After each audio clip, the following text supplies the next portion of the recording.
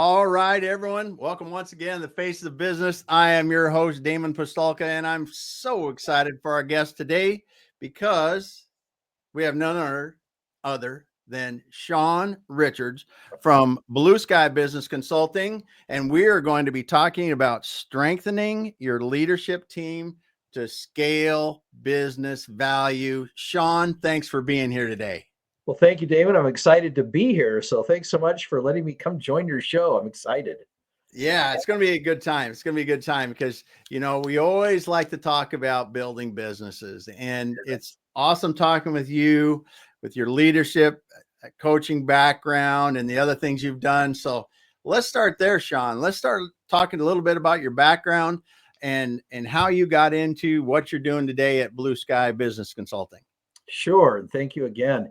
Yeah, long history here. I spent more than 25 years working in or for or with small businesses and serial entrepreneurs, and really got a good flair for it. One thing I've learned, well, among many things, but one thing is that as you're growing and scaling the business, it's not always as easy as it may appear.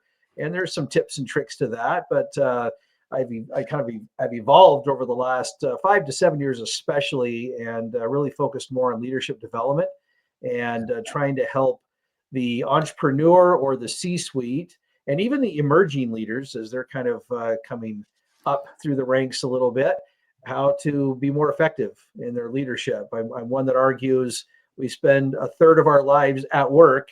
Let's make it enjoyable. And the leader plays a big role in that. So that's a very quick background into kind of how I came to be where I'm at. Yeah, and one of the things that separates you and is interesting about your background is you've got the Certified Exit Planning Association CEPA certification. So you really are, when you talk about value, you understand business value. Let's talk about your CEPA certification a little bit and some of the things you learned there. Well, I learned, and it sounds really obvious, but there is a science to where your business's value is right now and where it could be. Yeah. And so that gap there is really critical, because if we understand what our value is right now as a business and we understand what the potential could be, now we have a target, we have a goal. We want to say, okay, the business is worth 11 million right now, but really, we think it could be worth 16 million. Well, that's $5 million that you're potentially leaving on the table. And with a few adjustments, some proactive, intentional decision making, you can increase the value. And then when it's time to exit, I like your company's name, Exit Your Way, then that's an opportunity for you to reclaim a little bit of that money and not leave it on the table. So that's one of the big things that I learned. I also learned that it does take a team to do that. It's not just the business owner or owners and a single consultant, that there are a number of people that need to be involved to help make that grow to the value where you want it to be and where you can exit the way you want to. Yeah, that is one of the things I think that a lot of people don't realize, that if you really want to, especially in the size that you're talking about, when you get into a 10 to a $50 million business, the difference that a specialist can make in the sale price of your business, in the chances of success in a transaction, are huge, especially if you're doing, if you're in a 20 or plus $1 million business, you need to have good people that understand. I mean, we've been in situations before where we've had quality of earnings in e-commerce businesses before. Those are very critical. And, and that's a $50,000 endeavor. But on the other side of that, it also makes it much, much easier to sell your business, because the buyers can come in and they can go, oh, a third party has verified the revenue, verified that they bought the product they said they did, they sold the product, and it can be trusted and it can be reliable. And those are the kind of things that owners, as you operate a business, you don't really realize until you get to that point and you go, wow, this is a lot of money. But when you look at the end and you go, that could mean millions of dollars difference in the value you get, or getting a deal done or not. Those are really the kind of decisions at that point that they're making. Oh, absolutely. And there's an element of transferability, as you were talking there. There's kind of that idea that, you as the business owner, the current owner, you have a pretty good handle about how everything is working and how it all runs and all of those kinds of things, the relationships with your clients, whatever else it may be. But the prospective buyer needs to be able to see themselves sliding into that role fairly easily. There's always going to be an Yeah. adjustment, learning curve there, but it's really critical. And having an effective leadership team, I believe, is one of the most effective ways to help accomplish that. If you've got a good, strong leadership team, a prospective buyer is going to be very interested in something like that, a business that's already functioning well, without necessarily having the direct involvement of the outgoing owner or owners. So it's Yes. critical. Yes. And that did you brought up a very interesting point here, and we're going to talk about your leadership team and scaling business here shortly. I want to make sure that people know we're moving on to that. But when someone is buying a business, I thought someone brought this up to me, might have been Mike Finger brought it up on a post or something like that on LinkedIn, or I read it somewhere. They're talking about sellers of a business that have had probably a decade or more getting comfortable with that business and how much money it makes and the cyclical nature of the business.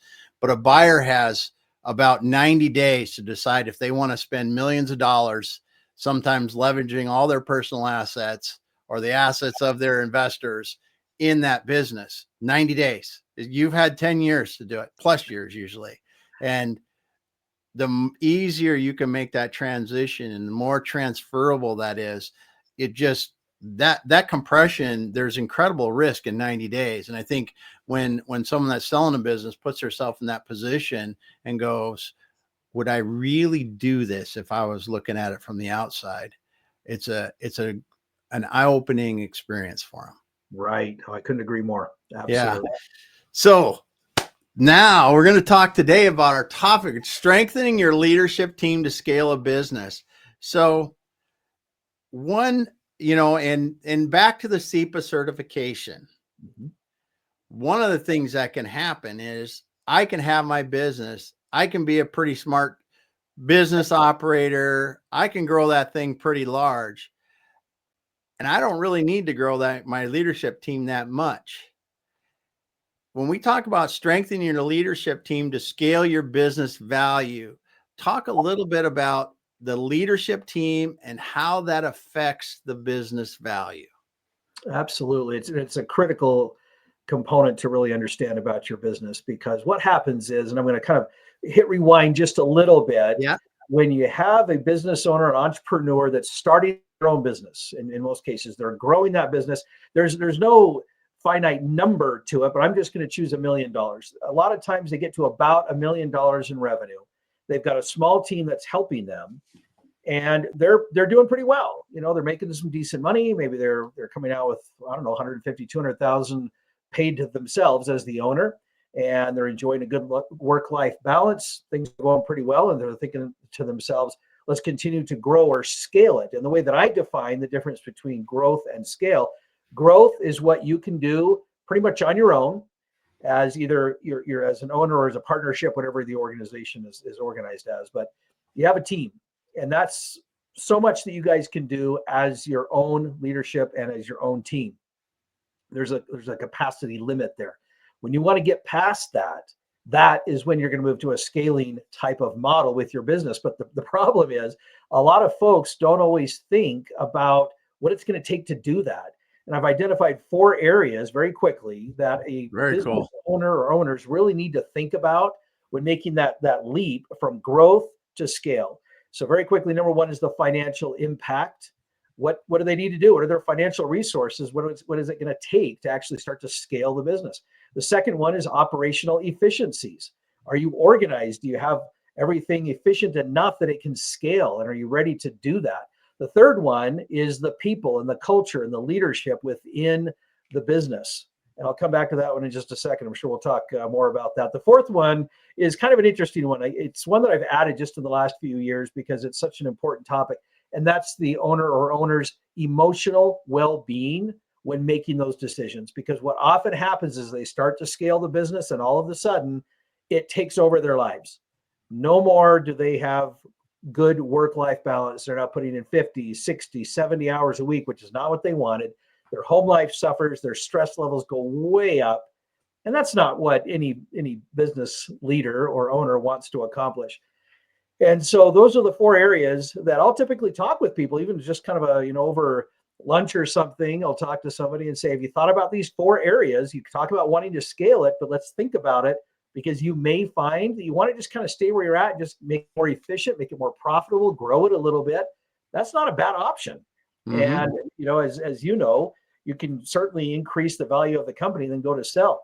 If you're going to scale it, look at those things. One of the areas that I tend to get a little bit more excited about and more passionate about is the leadership and the culture of the employees, the company. And it tends to get overlooked a little bit. And when we talked earlier about, the owners kind of, again, they're so involved that they sometimes don't realize that in order to prepare to sell the business, they kind of have to pull themselves out of the business. And so that means hiring really, really effective leaders in the C-suite, in your senior leadership group and the team there, as well as creating what I like to call a leadership development plan, where you're looking at leadership development throughout the company, not just your C-suite folks, not just the senior leadership, but everybody. When you're getting ready, whether that's 3 or 5 years down the road, or whether it's 6 months down the road, when you're thinking about exiting, at some point you gotta face the reality. What's going to happen to your position? Yeah. And you've got a couple of options, really, and there's really only 2, and that is hire from without or promote from within. Those are your 2 options. I can't think of anything else. I don't know if anybody else out there has thought of another way to do it. And so and there's pros and cons both ways. And there are some leaders that feel like, I'll rephrase it, there are some business owners who feel like there's not enough solid leadership in their company currently, that they might need to go outside. That may be. If you have a really solid leadership development plan in place, oftentimes years ahead, you'll start to identify, and there's some tips and some strategies to that to help you identify what kind of leaders need to be in your shoes after you exit, and how is that going to impact not just the other members of the C-suite, but the entire company. So there's some different ways to kind of look at it, and depending on time and your interest there, we can certainly go into that if you'd like, but I'll toss it back to you for just a second, Damon. I think that, a couple things in that is like I said, most people get into business because they're good at something and they think they can make money at it. And they get into business because what do they want? They want more money and more freedom. And you hit on the very thing that happens as they begin to scale their business. If they're not building their leadership team right, they often make less money and they are just tied to their business. And that's one of the things that an effective leadership strategy, knowing who's going to be hired next, what their role is going to be, is so critical in these things. And then you talked about one thing, and we'll dive into this a bit more, leadership development too, because it has to be an intentional thing. It won't just happen by itself. Let's talk about some of the key aspects that an owner should focus on when they're sitting there and they're going, wow, I can't work any more hours. My home life is beginning to stink and I'm not making the money that I really think this business could. What are some of the key aspects of their leadership team or things they should be considering at that point to make a difference? One of the key elements that I like to look at, one of the very first things, is leadership style. And that is a different way of kind of looking at strengths. It's similar, but a little bit different. And I feel that it is really important to look at the style of leadership, or more better said, styles, plural, of leadership within your C-suite. Most people are familiar with the concept of a visionary, and that's really important. Most entrepreneurs, most business owners and CEOs kind of fit generally within that description. They are very visionary. They're very motivating. They're inspiring. They have great ideas. You also want to make sure that you have good implementers, people that can help execute and get things done. But you also need to remember to have servant leaders and that kind of a style somewhere in your C-suite to make sure that you're developing all of the rank and file and future leaders and so on and so forth. And that usually comes from someone who has that kind of an approach to leadership, which is how do I develop others? And that's what servant leadership is. The fourth area that I feel is important to include in a C-suite is simply good old-fashioned expertise. That can come in the form of someone who has been in the company specifically for a number of years, maybe it's 15, 20 years, and they just have a lot of longevity, a lot of experience in the company. But it also could be someone externally that has a lot of industry information and knowledge and experience. And so having that blend and making sure that you've got some really good coverage there, you know this, of course, Damon, but no one person ever fits squarely into one of those categories. Mm-hmm. They've got a blend and a mixture of that. But by understanding and having some self-awareness of yourself and others, you're going to not only work better and more effectively together while you're working together, but as you're considering that exit and you kind of stepping out, you're going to see where those little gaps are. And that's going to also help you know, okay, so when we're looking to hire or promote and fill this position that the owner is going to be exiting and kind of leaving vacant, that helps them to know a little bit better and get a head start on what kind of leadership style needs to be in that position. It's worth noting, again, because we all have a blend of that the former implementer, let's call them the COO, that's a lot of times what a COO is really good at is execution and getting things done and implementing ideas. They could slide over into a CEO type position that's more visionary. But when you do that, of course, you're leaving a hole where the COO was. And so again, you've got to kind of know what kind of style. So understanding that, and a lot of C-suite folks, they get to know each other really, really well. It's the folks maybe in mid-level management, or maybe it's that emerging leadership that's just they're only a couple of years in. That's where that leadership development plan really comes into play, and it's really important because it helps them to understand all of the leaders throughout their company, and they can eyeball a little bit and say, Jennifer has a lot of potential, and we see her as somebody that could really step into this role with the right training and the right development over the next 2 or 3 years. She might be the one that fits into that role better than another member of the C-suite. So different ways to look at it, but leadership style is really important. I am a big proponent of strengths-based leadership, which ties very closely to style, but it's really how do you lead and what kind of leadership do you like to lead in? What kind of energy do you have? What kind of impact do you want to have? All of those all play in. So a lot of self-awareness is really important, not just for yourself as the business owner, but for the other members of the leadership, senior leadership team, the C-suite, as well as the rank and file, understanding that. And that will help you to build that program, that leadership development plan on how you want to do that. What kind of training do they need? Sometimes we take a one-size-fits-all approach to any kind of development or skills training, but even to leadership. We just think, oh, everybody fits into this. And that may work. You're certainly going to learn some things, and that will help. It's better than doing nothing. You can do a lot better job if you are focused on what kind of leadership and what direction to go. So those are some quick ideas and what you can do to really kind of become more self-aware in your business and in your leadership. Yeah, that's good stuff. So as you're looking at this, you mentioned earlier the visionary leader that usually is the founders of the business. Do you often see that when they step back and take a look at their leadership team, that you mentioned the 4 roles that are pretty essential in having? Do you often find that they're missing one or more of the roles on their team? It's not uncommon, that's for sure, because what often happens, and I shouldn't laugh as much because I don't want to hurt anyone's feelings, but what often happens is as they're starting to, as the business owner, when you go back to kind of that moving from growth to scale, that step there, and you kind of imagine that in your mind, instinctively, for whatever reason, they'll hire like-minded people.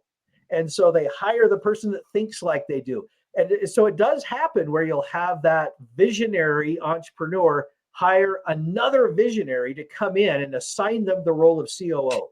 which is not always a good fit. And so Yeah. what happens is now you got two visionaries and they're very excited about the future, but nothing's getting done. And that's why understanding yourself and what you're really good at is so important, and blending that out as best you can. Sometimes, financially, it may not make sense to go hire a six-figure salary type individual just to fill that gap if you've got some coverage from another member of the C-suite. And Yeah. that's what I love to come in and do with C-suites, is help them identify all of that. They may not have a gap, or at least it's fillable with what they currently have, because that's another mistake that sometimes they make is, oh, we have to go higher. We have to go higher. You may not, if you just adjust things and have a little bit different focus on how you do things. Yeah, that's a really good point. I want to first of all say, Usman, thanks for being here today. He said, good evening, my friends and my family. Great to see you here today, Usman. Thank you. And I agree 100% in this, because one of the things that can happen is we get used to Damon does this in the business, Damon does this in the business, but Damon's skills may be highly transferable to another role, or part of what Damon could do could help to cover some of those roles. And that's one of the things I did want to cover a little bit. And then I do want to cover the leadership development plan, because I think that's something that you brought it up. I think we should spend some time on it. But before that is really to understand that roles are changing.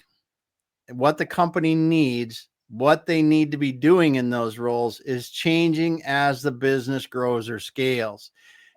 How often do you think that when you're going into these businesses that we get trapped in the fact that we're not changing what the roles look like enough to compensate and move with the growth of a business?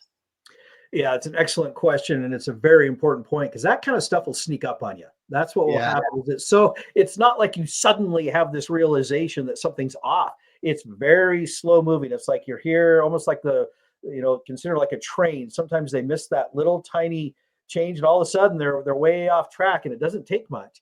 And so I recommend at least an annual kind of evaluation of where things are at, just to do a little check-in. And a lot of businesses are good at doing this. They'll have an annual retreat where they'll reevaluate things and kind of make sure that they're still aligned properly, and that everybody is filling the roles that they currently need, and that they're approaching things looking for gaps. That's where a really good consultant can come in and help you maybe see things, those blind spots that you're not seeing. So yes, it's definitely something. And like I say, I recommend at least annually take a look at that and see what might be missing, and see if it makes sense for you to continue in your current roles as they're currently defined for what you want to accomplish going forward. Because again, there may be some new opportunities, and you might need to reevaluate. Oh, you know what? We're going to need a little bit more innovation coming in, a little more creative thinking. Who do we have in the organization that can help us with that? Maybe time for a promotion, or who knows what. So that's just a simple example, but always be looking for those little adjustments that you might either need to get back into alignment, or it's time to move that direction. Yeah. Yeah. I'm writing more notes here because this is good stuff, because these things do change over time. And you make a great point. You should be having at least an annual review, and more often if you're scaling hard, because those roles do change, and you will find gaps. You will find it'll sneak up in problems. You'll see problems become, oh, this happened. Well, that happened 3 times now. And it's something that we missed. Either a process wasn't right, someone didn't realize this is kind of in the gaps of the process, or something like that, and it just gets worse and worse. And that's a great point on that. So as you're coming in and you're talking to someone about a leadership development plan, let's spend a few minutes on that, because I think this might be a foreign concept to somebody that has not had to deal with it before. But let's run through the highlights of a good leadership development plan. You bet. So there's a couple of ways to look at it. If you are expecting to make an exit at some point, and most are, at least they're somewhat thinking about it, a good leadership development plan includes a succession plan. In other words, what are we doing to promote and perhaps replace as people exit? So whether that's you as the business owner, which is kind of that, But even your own C-suite folks might be looking to make an advancement of their own in their career. Mm-hmm. And it's ideal if you have some open communication about that, some early warning and some of those kinds of things. But include that. And that's an important part, is the succession planning. And then I am a big proponent of, what are you doing as a C-suite? So what's your plan to develop yourselves as a C-suite and senior leadership? And then the other element is, what are you doing? And depending on the size of your company, you may have two parts to this. There may be some mid-level management training that you want to have, as well as what I call emerging leaders. What are you doing for those folks that are maybe new to your company, or maybe they're just out of college, depending again on the size of your company? What are you doing to help them develop some leadership skills so that you can identify within your company those future leaders? Now, emerging leaders, they might be 5, 10, 15 years down the road before those opportunities maybe come within your company. Mm-hmm. But if you're in the process of scaling rather aggressively, those may only be 1 or 2 years down the road. Yes. And so that's why it's important to be thinking, okay, what are we doing to help them develop? And what are we doing to help mid-level and senior leadership all develop? Now, you're going to want to focus on different things. And again, I'm going to go back to those 4 styles that I like to focus on, and what I encourage my clients to focus on is to say, okay, let's start to identify, how does a servant leader develop? How do they grow? And it's a little bit different depending on the person and the leader and what you're trying to do, what you're trying to accomplish. And how might that be different than someone who has more of an expertise? Keep in mind, you're going to have people that just like to learn new things. They like to acquire new skills. And that's why it's important not to overlook those who are of that mindset. They like to learn, but they like to, to develop themselves. They don't necessarily, they're not looking to go lead the whole company, but that knowledge and that expertise could be really, really valuable, and almost certainly will be at a senior leadership level. So they could be some kind of a knowledge expert that you would go to, and they just love to learn. And that's how you can help them develop, is to say, okay, let's create a plan for this kind of person or persons, if you have more than one. And how do we help them gain more training, more skills? How do we keep our company on the bleeding edge, the cutting edge of technology? Maybe we've got some people here that really love to do that. How can we empower them? Part also of a good leadership development plan, of course, is financial. How much are you willing to spend? How much can we budget to help everybody do that and to break that down? And that's obviously a company by company, but those are a couple of key elements to kind of be thinking about. It doesn't need to be very complicated either. I always encourage people to at least start with something, even if it's small. It doesn't need to be a big, huge plan. The other part that I always emphasize is to write everything down, even if it's not related specifically to a leadership development plan, but write it down. It can be a 1-page document that helps guide you, and revisit that every 3 to 6 months and just say, how are we doing? Are we on track? And check with your senior leadership. Are we moving this forward? Are we using our budget as we've allocated to help with leadership development? So include some accountability in your leadership development plan. How is it going to get executed, and who's going to be responsible for it? Again, that's usually a great place for perhaps a human resources individual. If you have one of those in your company, that's a great thing for them. They'll kind of geek out on that kind of stuff. So a good servant leader will also do that. So there's a couple of quick ideas on what a leadership development plan should include. Yeah, that's great. So you talked a little bit about culture, and it was early as we were going through this, and we hear people talking about culture, and in scaling a business, I think culture really kind of comes to the forefront just because of the nature of the things that scaling brings when you're aggressively scaling a business. So what are some of the cultural things that you really like to address with the leadership team? We're looking at a development plan. We are scaling. We're in this process. We're moving, and we're actively doing this. What are some of the key cultural things that you think that we need to keep at the forefront and intentionally be aware of and working on? Absolutely. I'll start with 3 simple words that I'm sure everybody has heard at some point. Values, vision, mission. Start there. Make sure that you as a business, as a corporation, have really clear values, clearly defined and clearly communicated. I'm amazed at how many times I've done this multiple times. I'll do a kind of an employee interview and I'll ask them, what are the values of the company? It's amazing how many of them don't know the values of the company, or they'll kind of get the general idea. But when you go back and check with the owner or owners or senior leadership, they have a clear understanding. They can clearly, rattle off those things. Yeah. But that tells me that there's a breakdown in communication. So that's the first thing, is to make sure you have really clear values on it. This is how we make decisions. This is why we make decisions the way we do. And then, of course, have really clear direction on, this is the vision. This is where we want to go. This is kind of the ultimate that we're shooting for, and make sure everybody is aligned with that vision.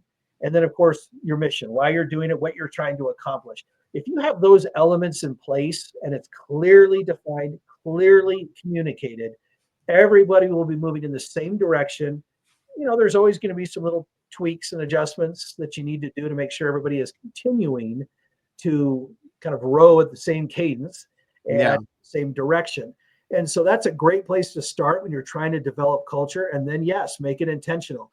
Depending on the size of the company, it's also important that your department even has their own kind of little micro environment or little team type of vision, values, and mission, to make sure that they're united. Because the bigger the company gets and the more employees, what's happening over here in the programmers and the tech development is not going to be what's happening over in customer support. And that's not what's going to be happening in the accounting department.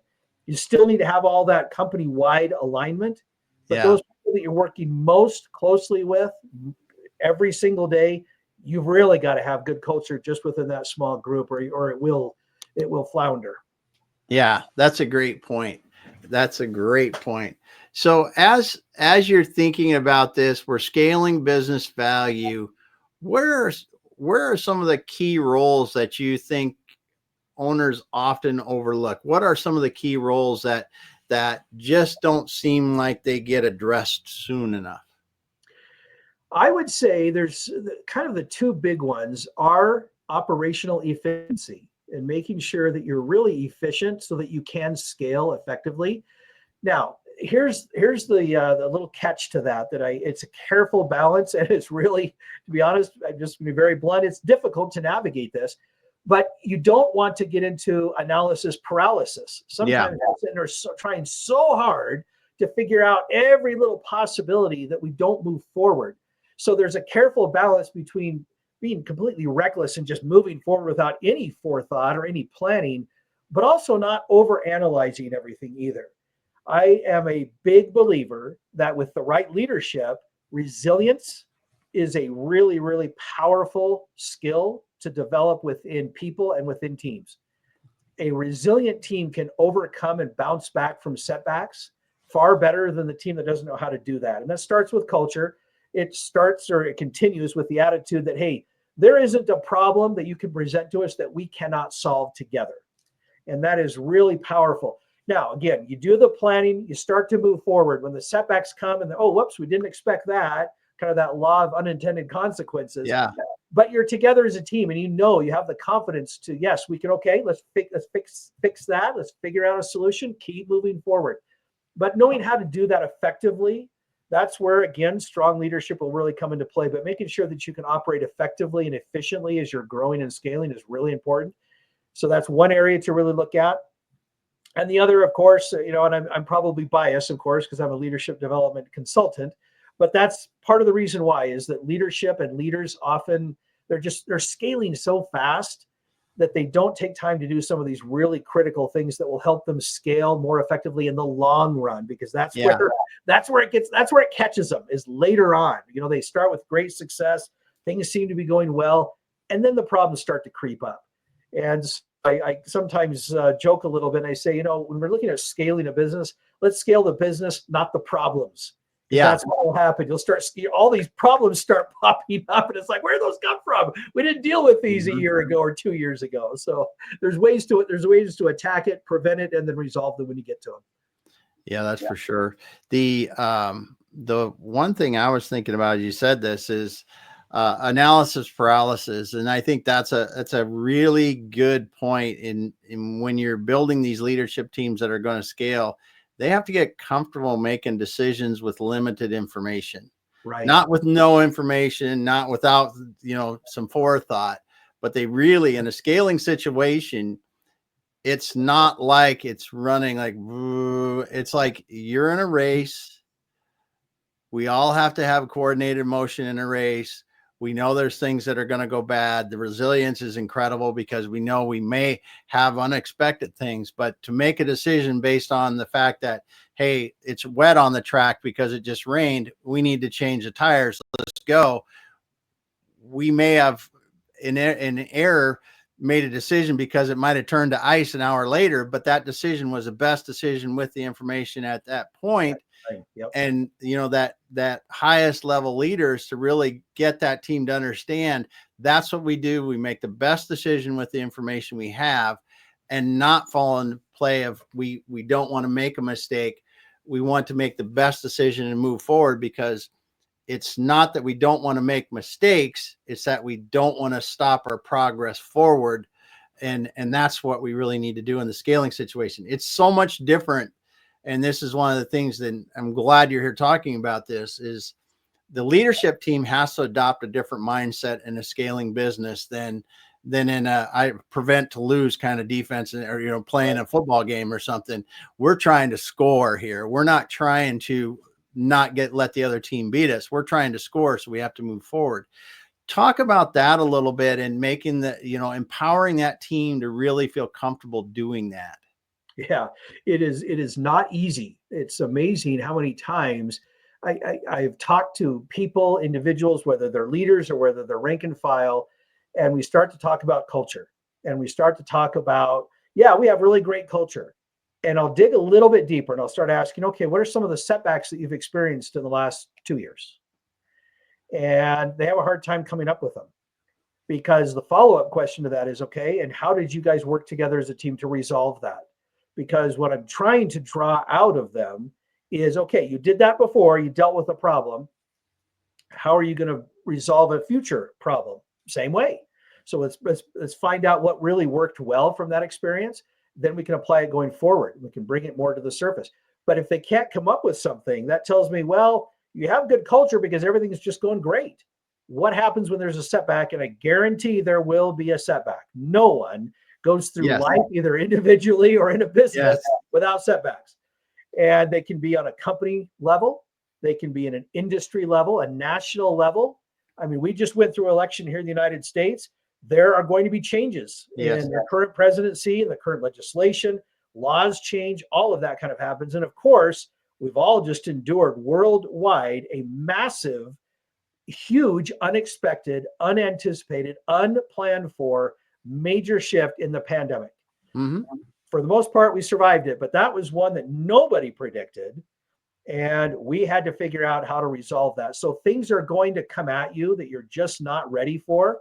If you're prepared culturally as a team, and there are ways to do this, there are ways to develop a resilient team and resilient leadership, so that when those unexpected times do come, you can innovate, you can problem solve, you can fix what needs to be fixed and work a lot better together. But you cannot do it in that moment. You have to prepare ahead of time. And that's where good leadership comes in. That is a great point, because that resilience is developed before the problems happen. That's right. And the ability to solve those problems, because it's tested when the challenges come. It's not developed when the challenges come. That's a great point. So as we're getting near the end of our time today, talking about strengthening your leadership team to scale business value, if you had one thing that you wanted to tell a leader that said that is in this position, that they really are looking at their leadership team today, what's a couple pieces of advice that you would say, here's where you might want to start? First of all, don't make assumptions.